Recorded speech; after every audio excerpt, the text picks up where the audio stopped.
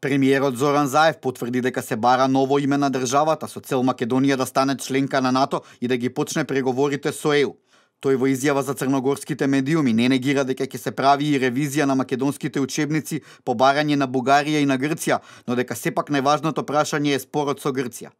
Но оно што е важно, ми имаме проблем имена.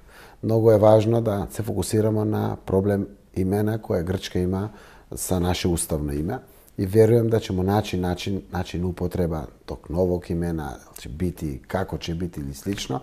Оно што свакако нама е важно да наđemo решение конечно на овој проблем.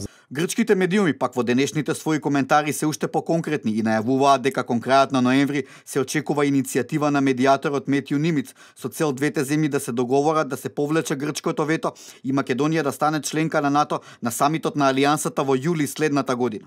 Грчкиот весник Real News пишува дека големата победа на коалицијата предводена од Зоран Заев на локалните избори донела оптимизам во меѓународната заедница за решение на спорот и дека грчката влада очекува потези на добра волја од соседната земја, како што се преименување на аеродромот Александар Велики или отстранување на споменици и статуи кои потикнуваат иредентизам. Пред неколку дена и грчкиот шеф на дипломатијата Никос Кодзијас најави дека спорот ќе се реши во првата половина од следната година и дека после тоа ќе бидат потребни неколку месеци за бирократија во Обединетите нации.